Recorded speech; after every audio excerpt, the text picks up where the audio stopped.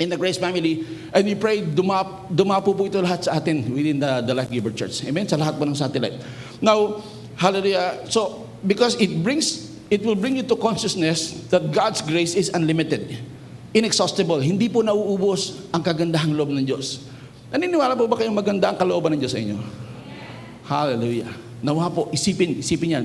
And today, praise God, God willing po na matulungan tayo mapaalalahanan every single day what the message is all about is today. So, I just want to present a very basic, very simple message po. Hebrews chapter 11 verse 6. It says, but without faith, it is impossible to please Him. For He, small h, tayo po yun, for he who comes to God must believe that He is, and that He is a rewarder of those who diligently seek Him. So sabi po dito, but without faith, it is impossible to please God. Sabihin niyo po, impossible. Pag nasabi niyo po ang word na impossible, that means hindi maaari, hindi pwede. Bagamat sabi natin, pastor, meron naman kami faith eh. How it works and how it is being applied to each and everyone's life, hindi ko po alam. But ang sabi po, there is one thing sure, sinabi po ng verse po na ito, I hope you can see the highlight. Sabi po, but without faith, it is impossible. So anuman ang ating ginagawa, mahal natin ang Panginoon, tayo po'y nagsisimba, tayo po'y pupunta sa church, nagbibigay, hallelujah, nagbabasa ng salita ng Diyos, nananalangin, tumutulong. But without faith, doing all these things, it is impossible to please Him. If you're doing these things just to please God, alam niyo po, ang mensahe po today is sa Grace Family, hallelujah, God is so always magnified in the sense na ang aming pong pinag-aaral, binibigay po ng Diyos na mensahe ay very practical. Amen? So magagamit every single day. Kaya po, ano man ang ating gawin, laki pa ng pananampalataya sapagkat ang sabi po doon, kahit anong gawin natin, kung walang pananampalataya po ito, pananalig sa Diyos, hindi siya mapiplease. Even if, katulad po ng ating pong, hallelujah,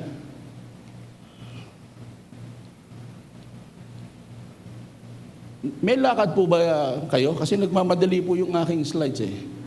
Okay. Sa maraming pagkakataon po, hindi ko po alam ko, in Jesus' name I command you. Now, marami po tayong, are we in the same page about the word faith?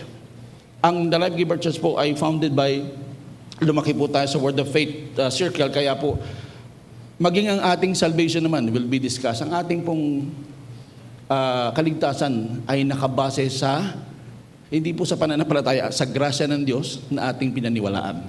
Ephesians chapter 2 verse 8 and 9. Kaya po, sabi po doon, ano po yung mga, kuya, wala akong monitor po dito sa slides. Wala po. Para dito ko na lang titingnan. Thank you, Jesus. Marami po tayong ibig sabihin ng pananampalataya, which is number 1, sabi po doon, ayun, lumabas. At ay, pakiclick na lang po, pakiback po. The next slide is, sabi po din, paki-enter mo lang. Hallelujah. Ephesians chapter 2, verse 8 and verse 9, it says, for by grace we have been saved. So tanongin ko po kayo, ano po ang nagligtas sa atin? Ang pananampalataya o ang grasya ng Diyos? Ang grasya po ng Diyos. Ang kagandahang loob po ng Diyos, hallelujah, nakalaan para sa lahat. Ang siyang nagligtas, pinaniwalaan natin at pinanaligan natin, kaya po tayo naligtas. It is by grace, through our faith, that we have been saved. It is by grace that we have been blessed every day because of our faith. It is by God's grace that we have been healed in our sickness and diseases with our faith, believing that Christ finished everything for us. Kaya po tayo pinagaling, pinagpala, pinalakas, at pinotektahan. Amen? So it is by God's grace, it is all by the grace of God that we accompanied it with our faith, believing that Lord, tinapos mo ang lahat ng bagay para po sa amin. At marami tayong minsan nagiging meaning po kung ano yung mga bagay. Sige na, nandyan na. Hindi ko na po isa-isahin. Sabi po ng iba, pastor, ano ba ibig sabihin ng faith? Ang faith to them is, to some is calling out things as though they were until they are. Yung tinatawag mo yung mga bagay na animong nandyan na, ang sabi po ng isang pastor, until they have become. Kung naniniwala ka na sa mga bagay na ating pong hinihiling, calling all those things, hindi po ito formula, but you are practicing the consciousness of God, you can really supply everything in me. Calling all those things as though they were until they are. Hanggang sa makamit ang kagalingan. Alam niyo po, the moment you ask for God, from God for healing, God healed you that day. Hello? The moment you ask God for blessing, you are blessed that day. Amen? Meron lang pong proportion sometimes. Andun po yung timing ng Panginoon. There's this, yung pong believing po natin nagsisimula sa proportions of percentages, how we receive, 30-fold, how we receive, 30-fold, 60-fold, and 100-fold. But God, Daniel chapter 6, the moment, hallelujah, Daniel asked for God, God heard his prayer. At hindi po tayo iba kay Daniel. Tayo po ay kaisa at anak ng ating pong Panginoon. So the moment you ask from God in prayer of faith, believe that you have received them and you will have them. Mark chapter 11. So sabi po doon, calling all those things you have asked before until they have become. Lord, alam ko po, pinagaling mo na ako. Hindi mo pa nakikita yung kagalingan. Lord, medyo masakit pa yung likod ko, but I am healed in the name of Jesus. Calling those things that you are healed because you are actually, in God's grace, in Christ's finished work, you are already healed, and you are just calling it to your attention for you to be hallelujah, be reminded that you are and you should be walking in your healing, in your blessings, in your favor every day. Mabilis po ba ako o masyadong maraming English? Okay lang. So tinatawag po natin ng mga bagay, hallelujah, hanggang sa ito'y dumating po sa atin until you receive the completeness of your blessing. 30-fold, 60-fold, and 100-fold blessings until you overflow and become a blessing to everyone. Amen? Sabi po doon, pangalawa sa faith is they are the currency of heaven. Totoo po ito. Ito po yung currency. Pag sinabing currency, ito po yung kayamanang ginagamit kaparaan para mabili o makuha mo ang mga bagay sa kalangitan. The currency of heaven is faith. Sabi po doon again, Hebrews 11 verse 6 is, it is impossible. It is impossible to get something from God without faith. It is impossible to please God without faith. Number 3 is the believer's lives. Tayo po'y nabubuhay sa pananampalataya. We walk by faith and not by sight. Number 4, faith is our anchor of faith. Our anchor of our hope. Yung sandigan at katig po ng ating pong pag-asa ay walang iba kundi ang pananampalataya. Ito po ay biblical. Pastor, paano ito magiging applicable po sa amin? Diba? Sabi po dito sa Hebrews chapter 11 verse 1, alam niyo po ito, now, sabihin niyo po, now? Kailan po yung now? Ngayon. Ngayon na. Kaya po, kung now, kaya mong paniwala ang tatanggap ng iyong himala, ng iyong breakthrough, ng lahat ng hinihiling mo sa Panginoon ngayong araw pong ito, today is your day. Because as you believe it today, as now, hallelujah, you can receive. Ayaw po ng inyong likod. Lumabas tayo dyan na parang, tumanggap daw ako, sabi ni Pastor eh. Pero siguro, baka next week ko na lang siguro i-appropriate yung makuha ko. Hindi po, gusto ng Panginoon, kung ano yung hinihiling mo, panalangin sa pamilya, sa iyong asawa, sa iyong mga anak, future nila, business ninyo, kagalingan, yung pong kasaganaan sa pamilya, God uplifting your status, your life, lahat po ito yung pwedeng maganap. Sabi ko po, hallelujah. Tama, alam niyo, natutuwa ako sa Lord binigay yung social distancing. Kasi para pagka tinanggap mo ngayon, pagka nagwala ka sa kasiyahan at nalugod ka, hindi mo tatamaan yung katabi. Kasi siya rin kasi pagka, hallelujah, salamat po. Ganon yung tumatanggap eh. Yung pag sinagot ka ng girlfriend mo, talaga, naku, Lord, salamat po. Dumating yung blessings. Hallelujah. Ganyan po ako ka-excited pag tumanggap. Alam niyo po, may blessing po kami ni Mami. Yung uwi po namin, very urgent. Na-receive po namin yung balita, November 17, November 18. Simula po morning hanggang gabi, puro favor po ng Lord ang naranasan namin dun sa flight namin papunta po rito. Dahil ang napakadami pong requirements para umuwi. So hindi basta-basta, hindi just. Hindi po basta-basta. Ang dami yung requirements, online, registration, OWA, as overseas, ang dami po. But good thing, umaga pa lang po ng 18, ng gabi po ng 17, November, last week, ay naghahanap kami dahil ang ticket po ay umaabot ng maximum. Makauwi lang kami one way, 14,000 reals, umaabot po ng mga 200 plus thousand ang isa, one way, pesos. Praise God. So that was the 17th night. At sabi namin, hindi kami, kaya nga po doon magmamatter kung uuwi kami or hindi. Kasi noong time na yon, November 17, lumalaman po namin balita. Sabi ko kay Mami, uwi tayo para makita si Nanay. Prayerfully, the Lord will guide us para maging maayos lahat. So unang-una, ang magiging decision making na po namin is kung makakakuha kami ng ticket. Ganong kami kabilis. Kasi isa pa pong consideration, pag makakuha ka ng ticket at marami ka namang kulang sa requirements because of mga online everything, hindi ka pa rin makakalis. Sayang ibili mo ng ticket. Kung marami ka pa rin kulang, dapat pa rin yung OWA, OEC, ganyan po, mga OFW stuff. So talaga pong that night, we're asking for the favor of the Lord, believing, kami, pag sinabi believing, having the faith, Lord, kalooban mo, uuwi kami. Sabi ni Mami, paano yung budget natin? Lord, uuwi kami. Bahala ka po sa amin. Uwi po kami. Then, hanggang gabi po ng 17, nagbabrowse kami, humingi po kami ng tulong sa mga kapatiran, tulungan kami maghanap ng flight para makauwi kami as soon as, kahit may quarantine, sige, uwi tayo. Pagdating po namin ng 18 ng umagang-umaga, bago pa po nagbukas ang Philippine Airlines sa Doha, ay nagpunta na po kami sa office, believing, and talaga pong inaangkin ang himala, pagpapala po ng Diyos, because we believe that day, now faith, now faith. Yung araw na yun, tatanggap kami ng pagpapalang aming hinihiling sa Panginoon. And true enough, hindi po kami binigo ng Diyos. Pagpunta po namin ng Philippine Airlines office, hindi na po kami nag-check-in online, face-to-face na. Sabi po doon, nung pong sinabi na, meron pong 2 natitira. Would you believe? Hindi po Kristiyano yung si Jella na Pilipino nag-entertain po sa amin. Pero sabi po niya, at the end ng aming process, sabi niya, para sa inyo po talaga, yung pong 2 ticket na natitira. Kasi po, fully book, full pack po, 100, full capacity po ang aeroplano. Yung pabalik from Manila to Doha, wala pong problema.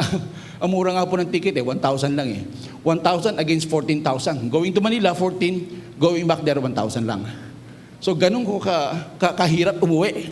At full pack ko, 100% yung seating capacity. 2 na lang ang natitira. At sabi po niya, para po talaga sa inyo siguro po ito. Sabi namin, sa amin talaga yan. At saka po yung nakuha namin flight that day, yung pong presyong aming ina-anticipate, akala po namin ay each, for example po, 10,000 reals. That's equivalent 140,000. Akala po namin siya ay each, magulat po kami, 2-way na po siya, pang 2 tao. Kundi ba naman kayo pinagpalang nandito kami para po purihin ang Panginoon natin sabay-sabay, para po sa aming pamilya, at para po makita po kayong bawat isa. At hamunin po kayo, ang Diyos buhay. Ang Diyos po buhay. Thank you, Jesus. Hallelujah. Now, faith is the substance. Now, nababasa po natin ito. Baka po ako yung mag-carry away, humaba tayo ng hanggang 4 na oras. Kaya po, bilisan ko na. Now, sabi po, alam niyo po ito, Hebrews chapter 11 verse 1, kabisado niyo po ito. Sabi niya, now faith is the substance of the things hoped for, the evidence of things not seen. Now, would you be surprised na ito po ay hindi definition? Now, hindi po ina-identify at dinedefine ang faith dito. Now, faith is the substance of the things hoped for, the evidence of things not seen. Ang tawag po dito sa Hebrews chapter 11 verse 1 is the formula how to use. So this is not a definition. It is a formula of faith, how to be used. How to use faith, it is the substance. Ano po yung substance? You know the substance in shadow, di po ba? Alam niyo po ang shadow. Ang shadow po ay anino. Ang substance po yung hawak. Ang shadow po ay ultrasound ng baby. Ang substance po ay yung baby na hawak. Amen? Thank you, Jesus. Hallelujah. The substance of the things hoped for and the evidence of things not seen. Ang katibayan ng mga bagay na hindi nakikita. Kaya ganun tayo ka-confident na, Lord, kahit hindi ko pa nakikita, alam ko, akin na. Alam ko, nandyan na. Dahil pinangako mo, Panginoon, ang lahat ng bagay ay kaya mong papangyarihin sa akin. Now, para mo makatulong lahat, tulungan ko kayo magtanong din sa Panginoon, Lord, how can this be practical? How does faith looks like in our daily life? Ano ba ang itsura ng pananampalataya sa aking pang-araw-araw? Pastor, maraming salamat sa mga definitions, sa mga encouragement, pero paano po ito makakatulong sa akin in my everyday life? Are we ready for the answer? Nakahanda na po ba kayo? Thank you, Jesus. Hallelujah. The very simple meaning of how faith looks like in our daily life is this. Faith is having a good impression of God. Amen? ang pananampalataya. Ano ba yung pananampalataya? Yung pananalig mo na meron kang magandang idea, impression about kung sino ang Diyos sa buhay mo. Amen? Ito po yung nakatulong sa amin ng malaki sa Grace Family natin, kaya po yumayabong ang gawain for God's glory. Kahit for virtual, flooded po yung ating pong screen dahil sa dami po na encourage na Lord. Hallelujah, salamat po sa mga buhay. At natutuwa po kami kay Bishop because the last time he spoke to our Grace Family, regular po namin si Bishop sa ating pong Grace Virtual every Friday. Si Pastor Dante, first time ko po naging guest. At soon, mga pastor po natin dito, sila Pastor Asitas, magiging guest po natin sa ating virtual. Hallelujah. At hindi lang po yun, siguro makarating sila para physically ma-encourage po yung mga kapatid po natin sa Doha. Amen? Pero ganun pa man, bakit po sila ka-excited? Because it works in their lives. Alam nila, practical sense na ang pananampalataya, hallelujah, ay magkaroon ka lamang ng magandang, impression. Magandang pananaw sa Diyos, araw-araw. Ganun gumaganda ang araw. Kung meron kang magandang pananaw sa Diyos na alam mo, araw-araw kasama mo siya. Araw-araw, hindi ka niya pinababayaan. Ang Diyos araw-araw kasama at kakampi natin. Ang Diyos kailanman hindi nagplano ng pangit sa buhay mo. Ang Diyos kailanman handa kang pagpalain, handa kang sagipin kung kailan ikaw ay minsan lumalagay sa mga alanganin. Alam niyo po, mas maraming bagay siyang ikaw ay inadya sa mga bagay kaysa pasalamatan mo siya sa Lord, salamat at hindi mo ako hinayaang mapunta doon. Physically, nakita mo hindi ka nahagip ng motor. Lord, salamat po, hindi mo ako pinabayaan. Salamat po sa Panginoon, ginagawa po niya yun. Katulad niya ang kanyang mga anghel. Pero hindi niyo po alam, mas marami siyang mga bagay na ginagawa at ginawa sa inyo nang hindi niyo nakita at hindi niyo na kailangan makita. Na ginawa ng Diyos para ikaw isagipin, pagpalain, araw-araw. Mas maraming bagay po. Kaya po, ang encouragement po sa atin, palagi magpasalamat sa Diyos. Dahil hindi mo alam, marami na siyang ginawa. Tulog ka pa lang, nakaprepare na eh. Pagising mo, nandyan na. Tatayuan mo na lang at sasabihin, Lord, I am highly favored today in Jesus' name. Lord, kakampa kita. Lord, alam ko, pagpapalain mo ako sa aking work every day. Alam ko yung pabor ng amo ko nakatingin sa akin. Amen? Hallelujah. So sa lahat po ng pagkakataon, sino bang kakampi natin? Sinong kasama natin? Sinong hindi tumatalikod sa atin? Ang Diyos. Napaka-practical po ng buhay Kristiyano. Kung alam mo ang Diyos kasama mo at kakampi mo siya every single day. He is never against you. Meron po akong teaching last 2 weeks ago. God is never against you. He is always for you. Amen? Hallelujah. Thank you, Jesus. Now, ito po kasi makakatulong sa atin na kada tayo po'y lalakad, ano man ang ating gagawin, maging sa oras po ito, Lord, alam ko katabi kita. Alam ko, Lord, pinapagaling mo ko ngayon. Alam ko, Lord, binabless mo. Alam ko, inaayos mo yung pamilya namin. Alam ko, Lord, yung kabuhayan namin nasa iyong mga kamay. Alam ko yung future ng mga anak ko. Hindi ko pa man nakikita. Alam ko, Lord, nasa amin ang mabuting bagay. It is having a good impression that God, the creator of the heavens and the earth, is loving you every single day. Paggising mo pa lang, nandyan na siya. Amen? Paggising natin sa umaga, huwag natin hanapin si Marites. Hanapin natin si Lord. At si Marites, maraming kapatid yan. Si Maripe, si Maribet, si Mariposa. Kaya hanapin natin si Lord ang gumawa ng many things sa buhay po natin. Hallelujah. Amen? So are you ready today to have and renew? Maalalahanan po tayo that God, hallelujah, is always with you every single day. God loves you and His grace is always with you every single day. Have a good impression. Amen? Na kahit minsan adverse nga yung pangyayari sa atin sa trabaho, sasabihin mo, Lord, kahit ganito yung nangyari po sa akin, alam ko, Lord. Lord, alam ko. Confident ako may gagawin kang mas mabuting bagay para sa akin kasi loves mo ko. Amen? It's always, magbabago yung atmosphere ng araw mo kung alam mo ang Diyos lagi kang kasama. Alam mo ang Diyos lagi nakakbay sa iyo, minamahal ka at lagi kang pinag-iingatan. And He doesn't care just for you, He cares for your whole family. Amen? Pag pamilya na kasi pinag-usapan, seryosong bagay na yan. I don't care if the Lord will not bless me as long as my children, my wife, and my family are blessed. Ganun pa man, sabi ng Lord, bakit pa kita i-exempt? Diba? Sama na kita. Kaya po ang pagpapala na nasa inyo ngayon, tatanggapin nyo ngayon at nasa inyo na, hallelujah, nawa ang sabi ng Diyos, be reminded na ito'y dumadaloy sa ating pamilya. Let it transcend to our families.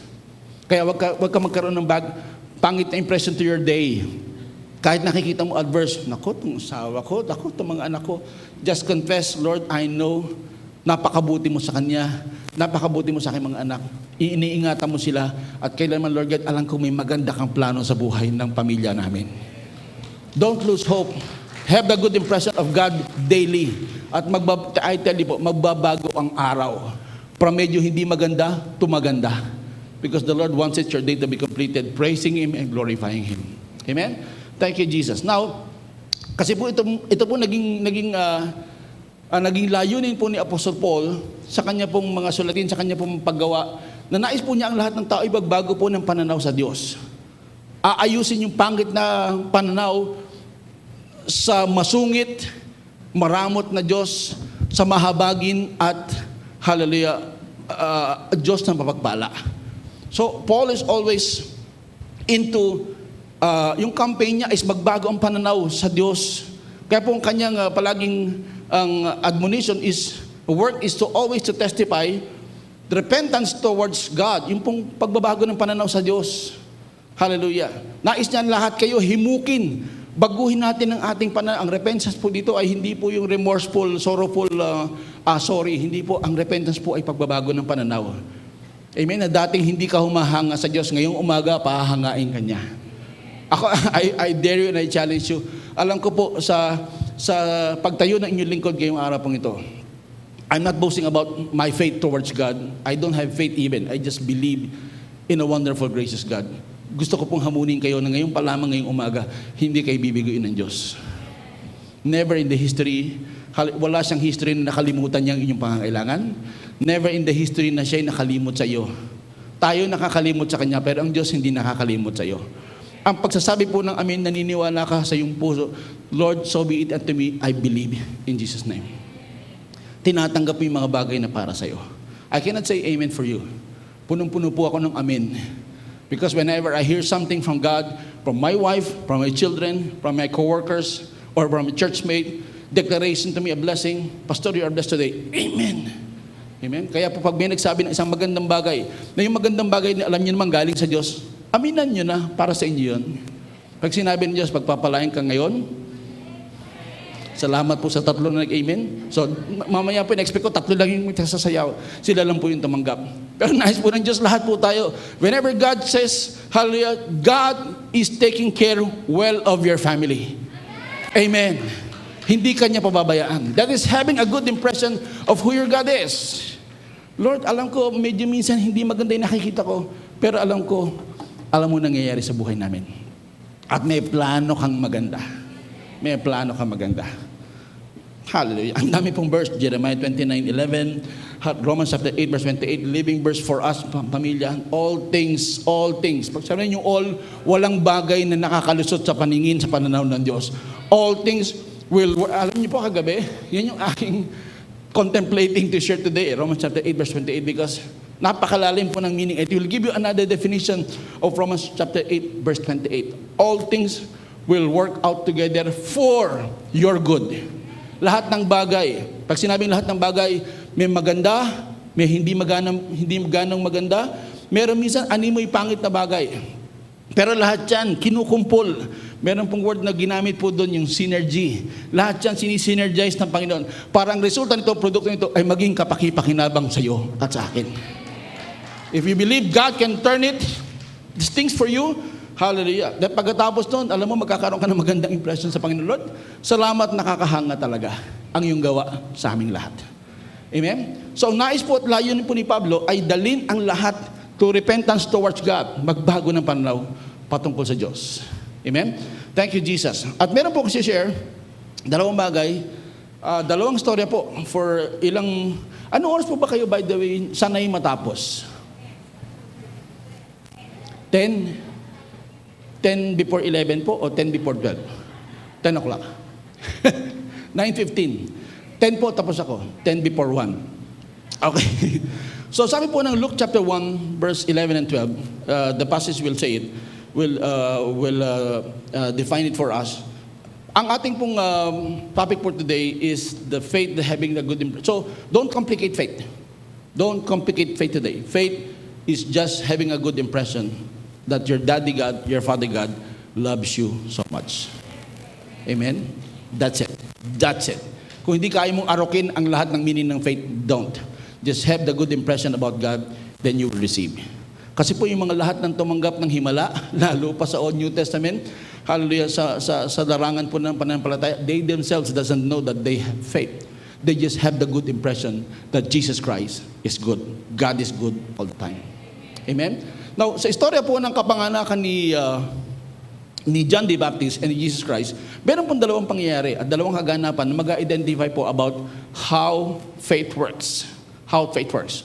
Thank you, Jesus. Luke chapter 1, verse 11 and 12. Samahan niyo po sa pagbasa. Then an angel of the Lord appeared to him. Ang him po dito ay si Zacarias. Si John the Baptist po ay pinsang buo ni Jesus Christ because si Mary at si Elizabeth po ay magkapatid.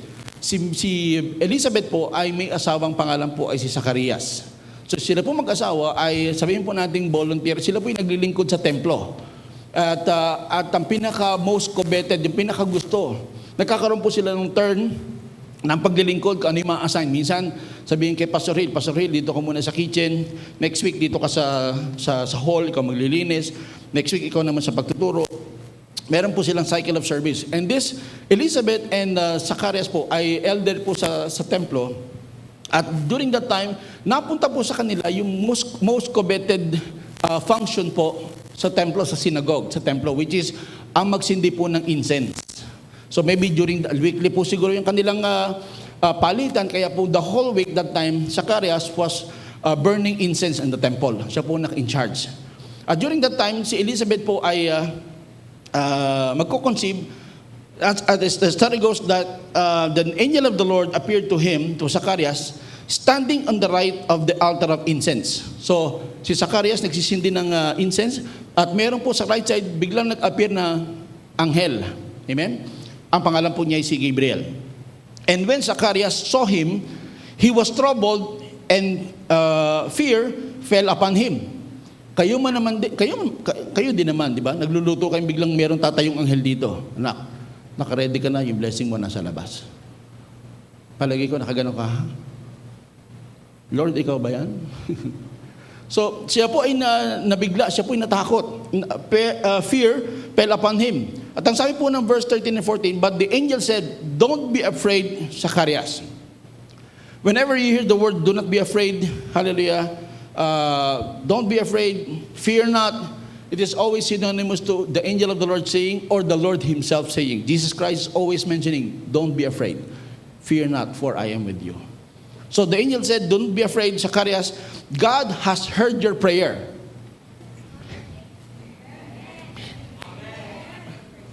Kasi si Zacarias po, sabihin natin naglilingkod sa templo, like many of us, minsan hindi naman tayo conscious, we're just working happily sa Panginoon, sa service, sa church, pastoring. Pero minsan nakakalimot tayo na ang Diyos pala, meron ka palang panalangin sa Panginoon na, Lord, may prayer ako last 2 days ago, 3 weeks ago. And then so happened that day, the Lord will pop up through His angel and say, Pastor, yung prayer mo sinagot na ng Panginoon. Di ba? Good thing the Lord is answering prayers. Sabi dito, Zacarias, God has heard your prayer. Your wife, Elizabeth, will give you a son, and you are to name him John. John. Mamaya po, sabihin ko po sa inyo yung history. Dahil sa aming pong lugar, sa Doha, Qatar, Middle East, talaga pong practice po yung name after. Pag sinabing name after, yung pong pagkakapangalan ng anak, tatay, lolo, downline, tapos yung kanilang apelyido. Si Muhammad, si Ali, si Nasser. Pagbalik po ng susunod na generation, si Muhammad, si Ali, si Nasser, si Muhammad, si Ali, si Nasser. So ganun po, nakikerry yung pangalan. Pero dito po sa Zacarias, dapat ang pangalan niya ay Muhammad Zacarias or Nasser or siguro Ali Zacarias. Parang nandun po yung pangalan po ng tatay. Carry over po yung pangalan. But ang sabi po ng anghel, your wife, Elizabeth, will give you a son and you are to name him John. And you will have great joy and gladness, and many will rejoice at his birth. So natupad yung pangarap po at panalangin ni Zacarias na siya magkaanak, sila ni Elizabeth, magkakaanak finally. And the name of the baby will be John. Say John. John. Mamaya po, describe po natin kung ano po yung John. Now, fast forward sa Luke chapter 1 verse 18. Now, Zacarias, ito po, naka-highlight po yung color yellow. Now Zacharias said to the angel, "How can I be sure this will happen?" Gaano ako nakakasiguradong ang yung sinabi ng anghel ay magkakatotoo? Ay, sinabi niya, natural fact, I am an old man now and my wife is also well along in years.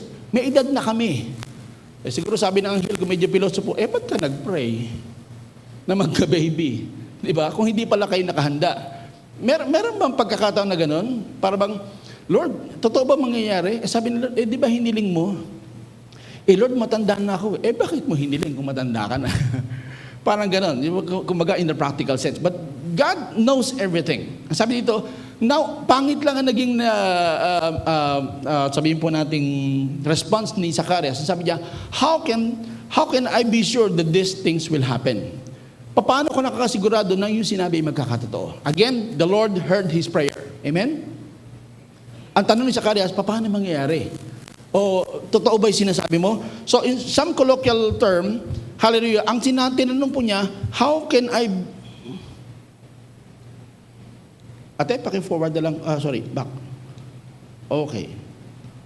Ayan. Sino ba tuturo ko? Ito. Okay. Pakibalik po. Pakibalik na lang. Yeah. Pakibalik pa, isa pa. Actually, nandiyan na eh. Now, in some colloquial term, present day, ang sabi niya, how can I know that what you're saying is true? Paano ko malalaman yung sinasabi mo ay totoo? Now, don't ever question God. When God says, you will receive, you will receive. Amen? Pag sinabi ng Diyos, bibigay ko ito sa iyo, ang blessing mo na sa iyo na. Now, tatanungin mo, Lord, sigurado ka ba na bibigay mo sa akin? Amen? Don't ever question God about His plans for you because una-una, hindi bibigay ito ng Panginoon na hindi mo hiniling. So, ito'y para sa iyo.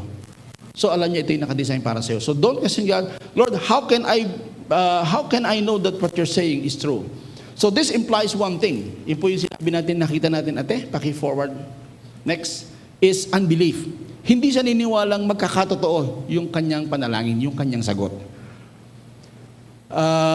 Kaya po, ito po'y taliwas doon po sa ating pananampalataya. Ano bang pananampalataya? Sabi natin, it is having a good impression about God. Amen? Now, kung merong, ang kalaban po ng faith ay hindi po fear. Ang kalaban po at ka-opposite po ng faith ay unbelief. So pag hindi ka niniwala, that's the time na hindi ka tatanggap. Pero habang kaya mong paniwalaan, everything is possible. Amen? Thank you, Jesus. So, ang sabi niya, how can I be sure that what you're saying is true? So, ang pumasok po sa kanya ay disbelief or unbelief. Kaya po, ang sabi po sa next slide, ang sabi po ng anghel sa kanya, sa Luke chapter 1 verse 19, then the angel said, I am Gabriel. Ako'y sinugo ng Diyos. Si Gabriel, angel po of supplication. Kung gaano mas kilala natin si Archangel, si Michael, ay yung pong warring angel. Yung pong nasa mga bote-bote ng mga alak, di ba? Si Michael yon. But mas kilala natin si Michael kaysa Gabriel. Mas maganda kilalanin natin si Angel Gabriel. Kasi pag dumating siya, blessing. Sabi ko, pag dumating siya, blessing. Pag nagpakilala siya sa iyo at siya'y dumating, be ready. The Lord has something for you. Sabi niya, then the angel said, I am Gabriel. I stand in the very presence of God. It was He, God, who sent me to bring to you this good news. So Gabriel is always sent to bring you good news as Christ is. Amen? Kaya nga, sabi po the next, hallelujah, but now, take note, but now, since you didn't believe what I said, you will be silent and unable to speak until the child is born. Nakuha niyo po yung senaryo? Since hindi ka naniwala, ikaw ay hindi makakapagsalita hanggang ang iyong anak ay isilang. So ginawa siyang, hindi po siya parusa. Babanggitin ko po later na ito po hindi parusa. Magugulat po kayo. Kasi po nung una kong binasa to long time back, I thought I didn't have that good impression about God. Naku, pagka pala nagkaroon ka ng unbelief, paparusahan ka ng Diyos, gagawin kang pipe, gagawin kang bulag, gagawin kang bingi, gagawin kang pilay. Yung pala yung Diyos natin, pag hindi ka niya nagustuhan, may gagawin sa'yo. Kasi yun ang impression ko dati. Bakit niya ginawang mute o pumpipe si Zacharias? Pero alam niyo po may dahilan. At natutuwa po kayo yung dahilan kung bakit ay mabait pa rin ng Diyos.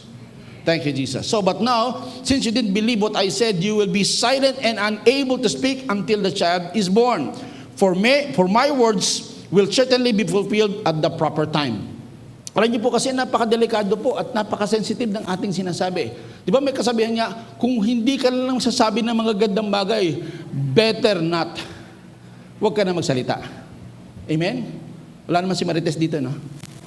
Kung wala ka nang sasabihin maganda, huwag nang magsalita. Kasi bakit?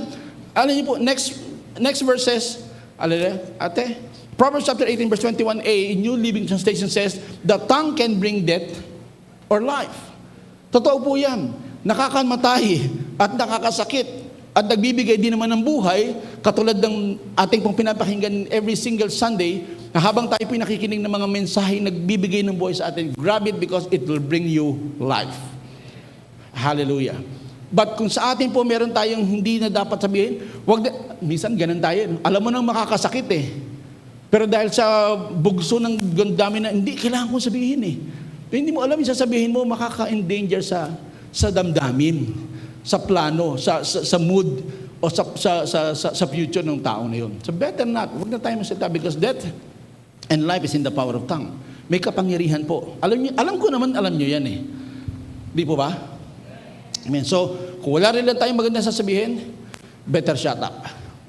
Kaya po sa Joshua chapter 6, yung pong istorya po ng mga Israelita, nung gusto po ng Diyos pabagsakin yung pong nakaharang sa kanila, which is the first obstacle of the Israelites going to the promised land, it is the wall of Jericho. Now, bumagsak po ito. Pero bago po ito bumagsak sa kanilang hiyaw, ang sabi po ni Joshua sa kanilang kanipunan, sa mga Israelita, walang magsasalita sa loob ng 6 na araw. So, iikot kayo ng isang beses, ng 6 na ulit sa 6 na araw. So, that means 1 time every day. But during that time, sa pag-ikot natin, walang magsasalita.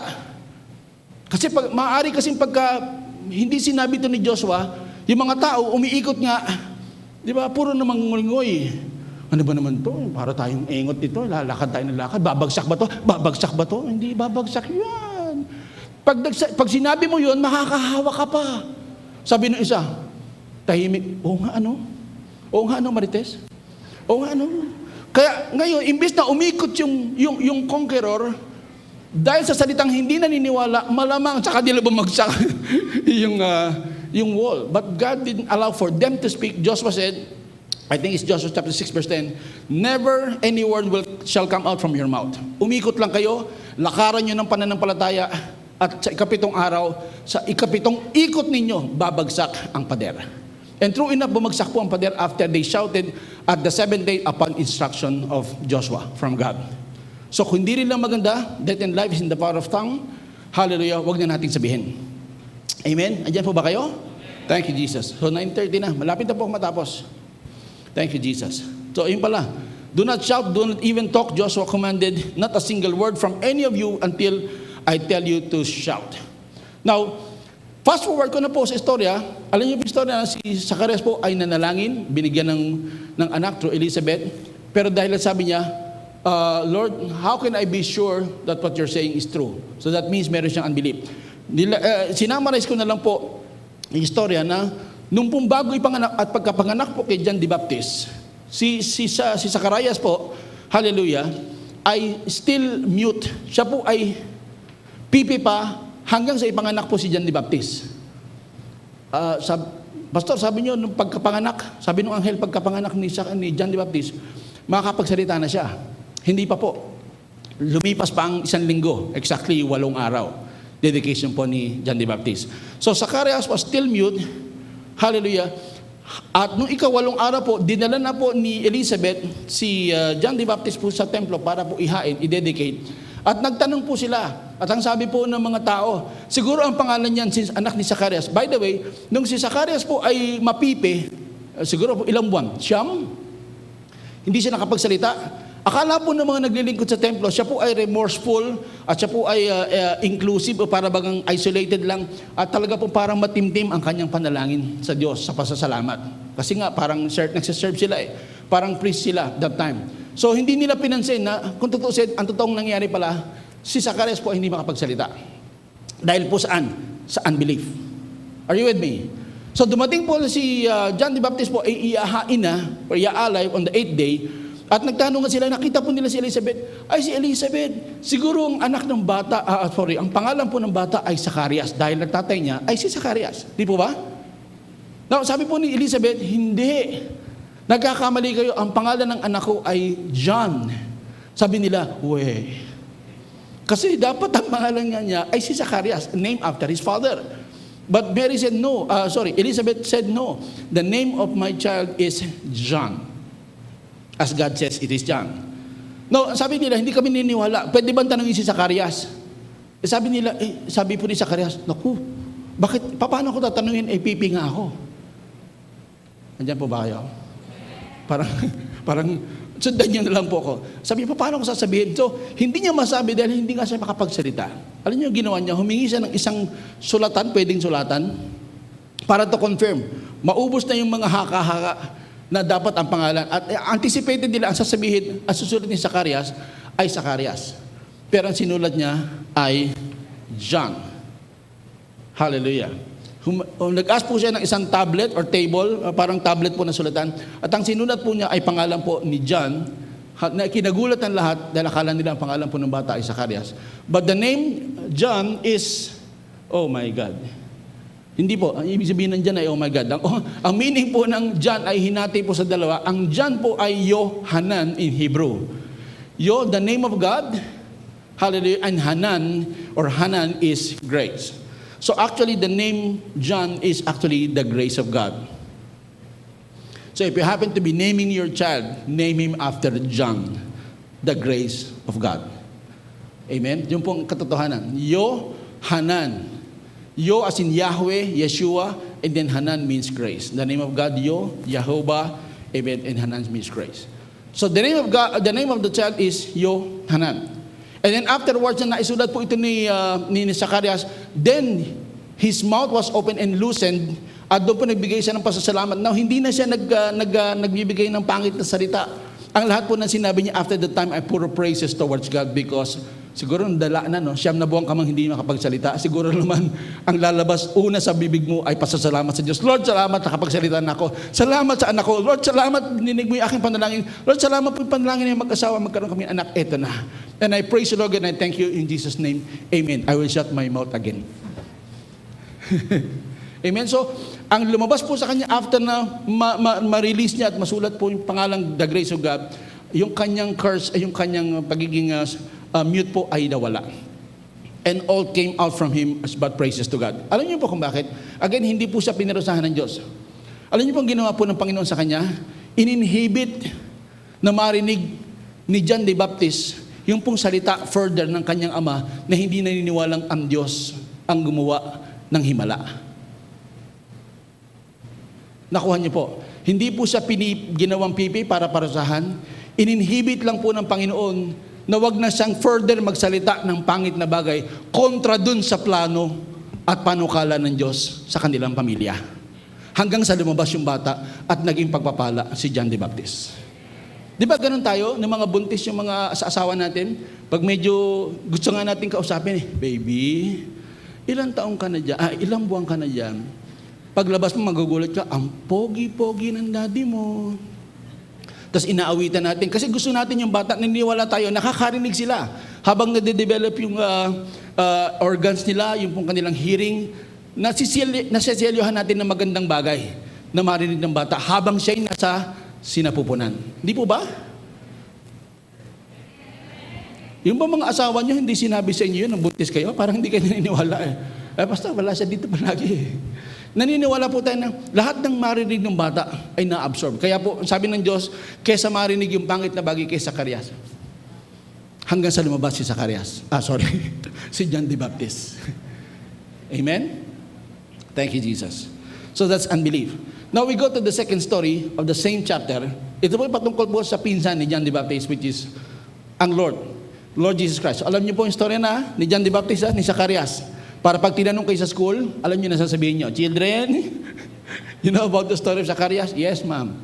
Now, further down, doon po sa message po ng Luke chapter 1, 26 and 27, kasama po the same time, kasi si John the Baptist po ay 6 months pa lang nasa sinapupunan ni Elizabeth when this happened. In the 6th month of Elizabeth's pregnancy, ulitin ko po, si Elizabeth pregnant at nanganak kay Zacharias, but during the mid-month niya, second trimester, 6 months, nanganak at nagbuntis po si Mary, na pinsan. Para hindi kayo makapag-oo kasi nang hindi maka-amen. Sinumpa na po ba kayo ng Panginoon? Hindi rin kayo makapagsalita? Say amen.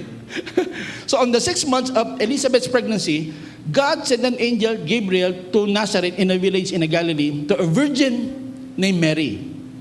She was engaged to be married to a man named Joseph, a descendant of King David. Next, Gabriel, next po, back. Gabriel appeared to her and said, "Rejoice, highly favored. Rejoice, highly favored one. The Lord is with you. Blessed are you among women." Now, praise God. This verse is for us. Dahil meron pong sinabi mamaya sa Ephesians chapter 1, na ang dalawang beses lang po sinabi ang word na highly favored in the Bible. First was with Mary, and second one is for you. Ang sabi ng anghel kay Mary, "Rejoice, highly favored one." Amen? Blessed are you among women. Hindi po sinabi kay Mary, "Blessed are you above women." Hindi po siya blessed above. She is blessed and she was blessed amongst. So kung kayo po ay among, you are blessed. Hindi ka above women. You are blessed among women, among men. So that means you stand out because the Lord says you are highly favored. Naku, walang naniwala, Lord. Pero ako, nagising ko kanina, sabi ko, Lord, I am highly favored. Whenever you wake up in the morning, in the midday, in the nighttime, before you go to bed, declare, I am highly favored. Because hindi kayo niniwala, papakita po ng verse later, na kayo po ay highly favored as per God. Pero sinabi to kay Mary, "Rejoice, highly favored one, blessed are you among women." So learn and practice the essence of declaring to yourself, "Lord, I'm highly favored." Every single day. Pagmulat mo, "Lord, I am highly favored." Amen? Hallelujah. Ang pabor mo ay nasa akin. So Gabriel appeared to her and said, "Highly favored one, rejoice. The Lord is with you. Blessed are you among women." Next. Thank you, Jesus. So the Greek word of highly favored is karito. Next.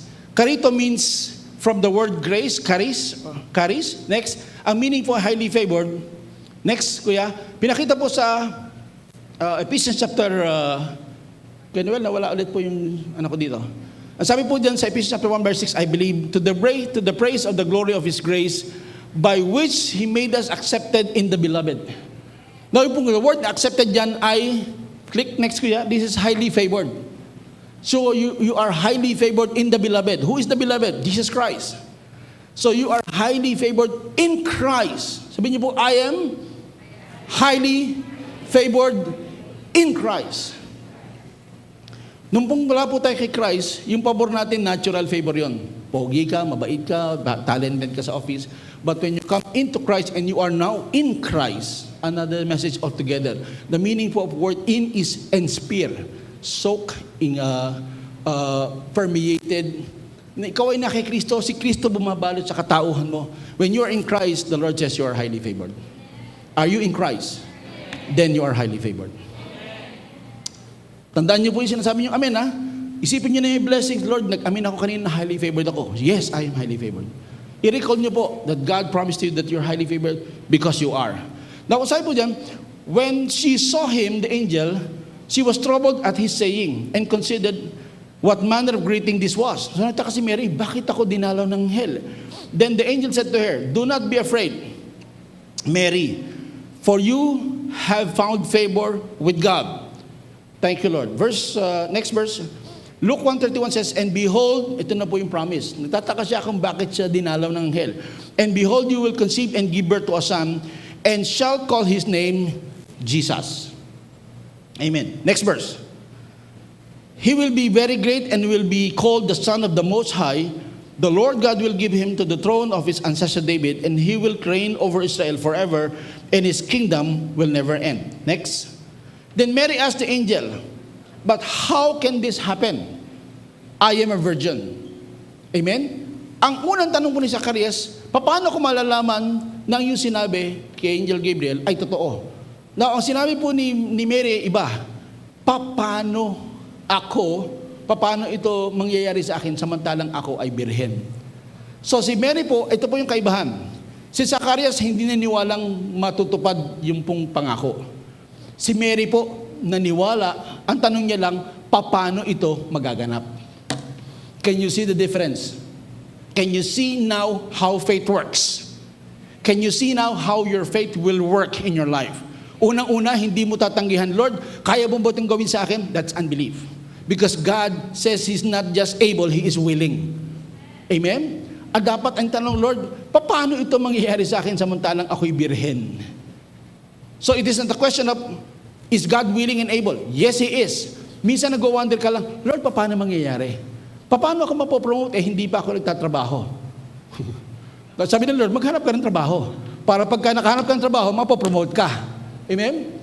So tinatanong natin, hindi na tayo nagka-question kung kalooban ng Diyos. Ang tinatanong natin, Lord, paano mo ito gagawin? Because as far as I can see, hallelujah, hindi ko makita paano mo ito gagawin. Well, the Lord sometimes doesn't care how He will do it and how na malaman mo ito paano gawin sa iyong buhay. Mahalaga gagawin niya ito sa iyo. Sabi ko, mahalaga gagawin niya ito sa iyo. Ang pagpalain ka. So now there lies the difference in how faith works in us.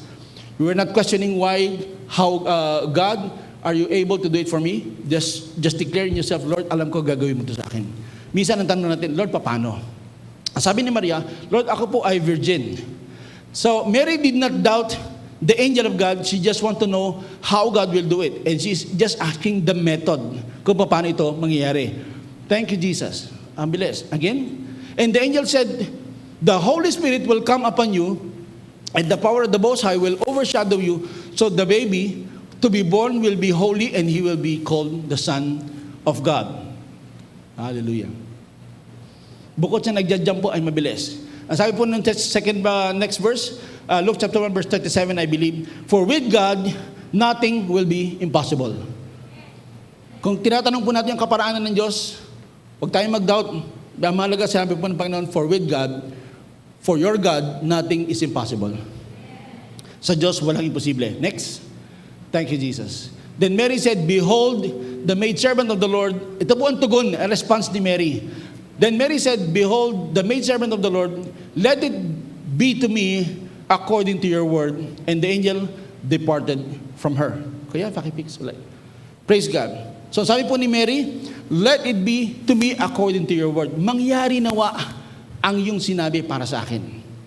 Mangyari nawa, Lord God, ang iyong sinabi para sa akin.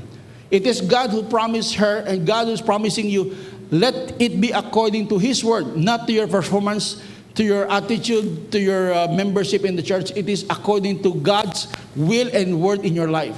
Ang pinakamahalaga mangyari po sa buhay po natin, ang salita ng Diyos mapangyari niya sa buhay po natin. Lord, let it be according to your word. Amen? Hindi natin pananaligan yung pong ating sometimes physical circumstances, how these things will happen. Mahalaga, Lord, as you said it, I believe, according to your word, I will do it. Amen? According to your word, it shall come to me. Actually, English po nito, I let it be to you, let it be to me according to your word. But in one word, it is, Lord God, Amen. Amen. Just si Mary ni-reply niya, ang sabi ng angel, the Holy Spirit will conceive you and you will give birth and His name will be called Jesus Christ. And just Mary replied in a simple word, Amen. Let it be according to your word. Then the angel departed. So alam niyo na, ang blessing po ng Panginoon, ang kaparaanan para po tanggapin ang biyaya niya, pag pinangako niya, say, Amen. Let it be according to your word. Lord, mapangyari ang lahat ng iyong sinabi sa akin. Amen? Now, let it be to me according to your word. It is Amen. Oh my God, it's jumping. Hallelujah. Because Mary did not ask and did not question God. Just Mary had a good impression and opinion about God. Alam niya at kilala niya ang Diyos na nangako sa kanya. Now, pag kilala na po ninyo ang Diyos na nangako sa inyo, palagi ko, sasabihin mo lang palagi, Lord, Amen. Because I trust you, I know you. You are a good, loving, gracious God. Hindi ka nagdadoubt kasi bakit? Napangunahan ka ng araw-araw sa ginawa niya sa buhay mo. Mabuti siya. Hallelujah. Hindi lang po mabuti ang Diyos, napakabait ng Diyos. Yung pong communion po namin last November, Wow, napawaw po ako sa message po ni Bishop. Magkaiba pala yung pong mabuti at mabait. Alam niyo, mabuti, ang Diyos, God is good all the time. Pero ang Diyos, mabait din. He is kind. Ang meaning po ng kindness ay yung pong ginagawang ka ng mabuting bagay nang hindi siya nag-iintay ng kapalit galing sa iyo. So, hindi lamang mabuti ang Diyos, mabait siya.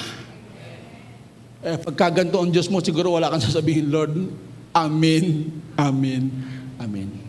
Dahil hindi mo hinihiling yung kapalit nito para ganang sa akin.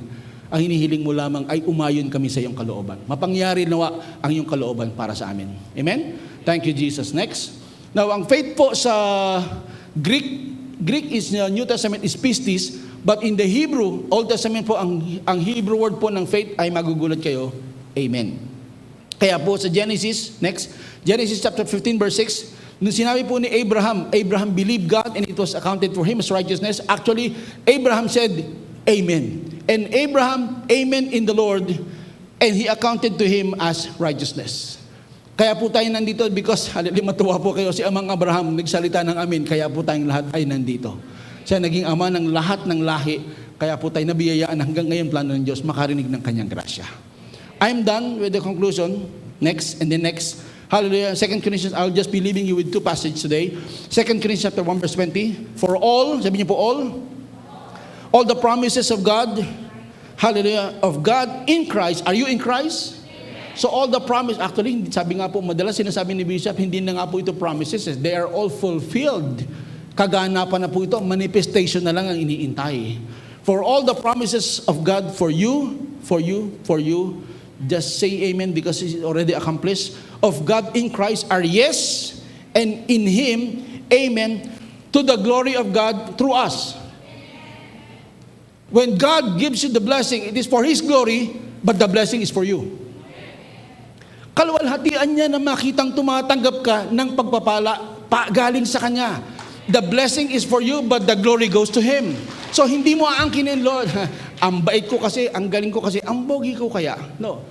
Hindi yon. Ang kaluwalhatian at ang karangalan, pagsamba, pagpupuri ay para sa Kanya. Pero sino nakaramdam at nakaranas ng pagpapala? Tayo. The blessing goes to you, the glory goes to Him.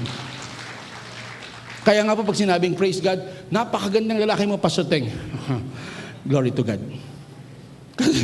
Ako yung beneficiary. But ayaw nyo maniwala. Sige, okay lang. Diyan yata kayo hindi nakapagsabi ng amen. Parang first time yung sinabing, I resist you in Jesus' name. Hallelujah. I receive the blessing, but God gets the glory. Sa pamilya po ninyong araw-araw pinapagpala, you receive the blessing, but the glory goes to Him.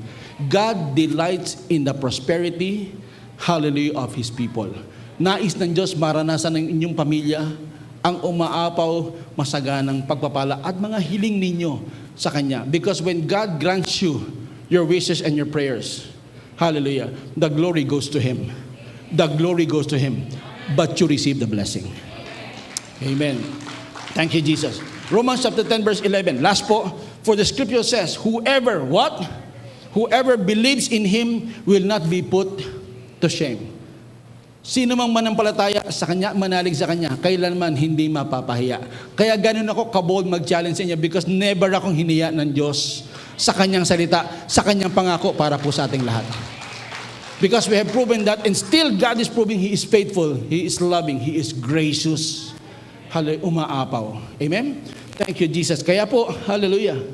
Ang meaning po ng pangalan again ni John, but dito hindi ako nasusurprise. Sa amin, surprise ako. Pag ganun ko, napapawaw sila. Dito kasi nauuna na. Ayoko na. The name Yohanan is the grace of God. Kay Elizabeth and kay Zacarias.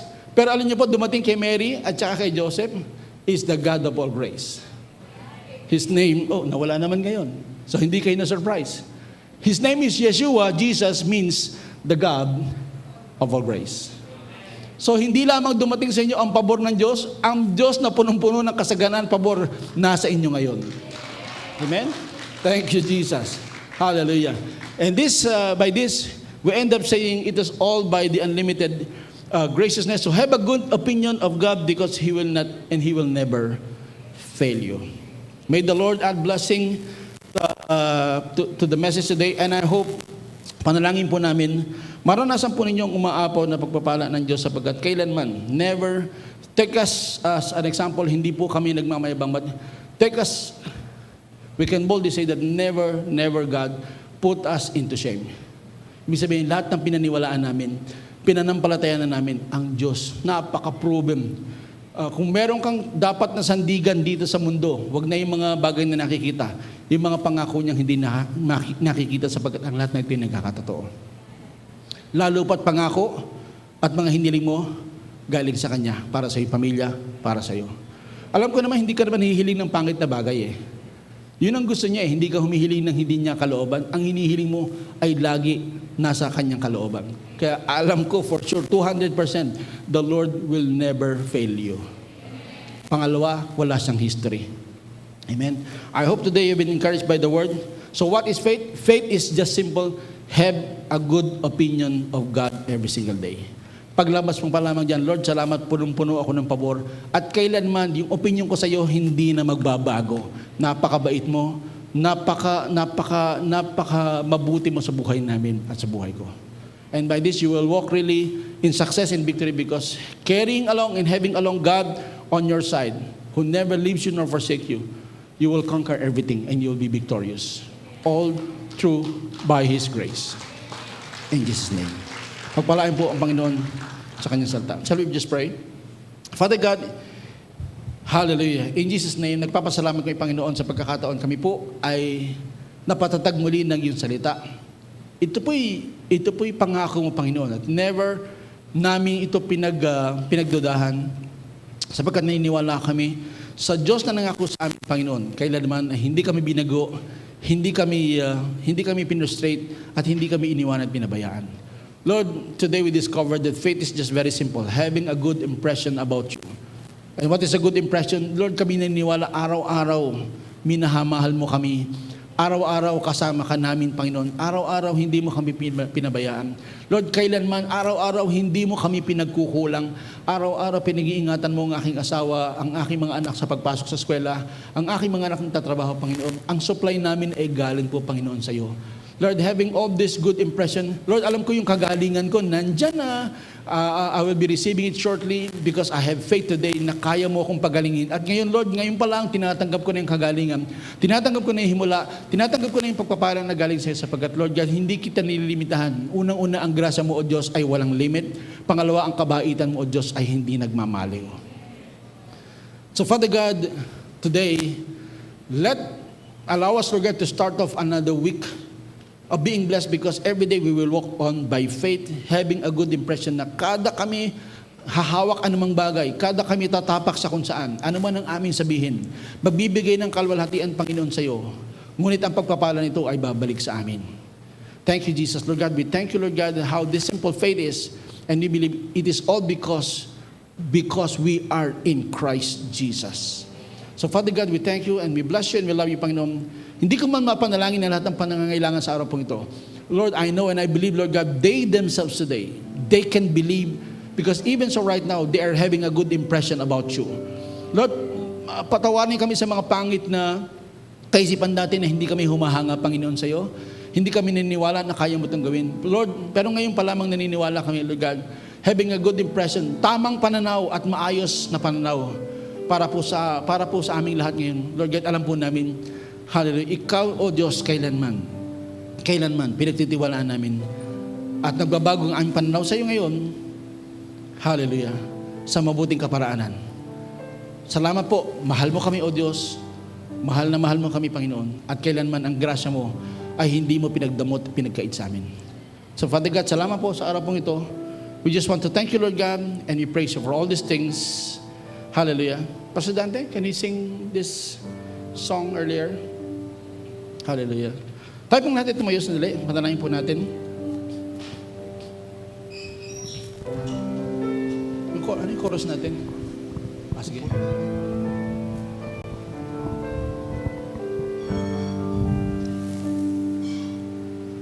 Walang hanggang katapatan sa buhay ko'y lagi gimong laan, narito dahil sa biyaya mo. Habang buhay magpupuri sa iyo, walang hanggan.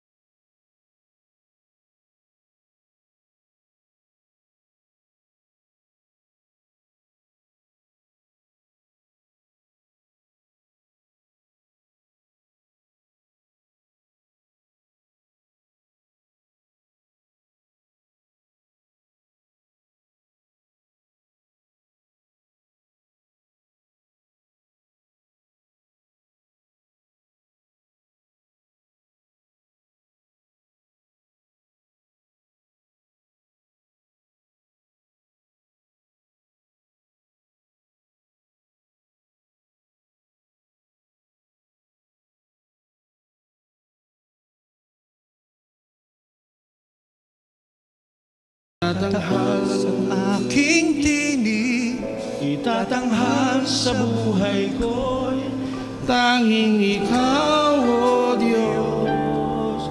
Higit pa sa kalangitan, ang iyong kaluwalhatian, kadakilaan mo'y di mapapantayan. Minsan pa po. pupurihin ka sa awit, Itataas ang aking tinig, itatanghal sa buhay ko'y tanging ikaw, O Diyos. higit pa sa kalangitan, ang iyong kaluwalhatian, kadakilaan mo'y di mapapantayan. Jesus,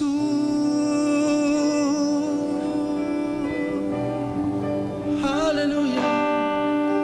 Jesus, Ang kadakilaan mo, O Diyos.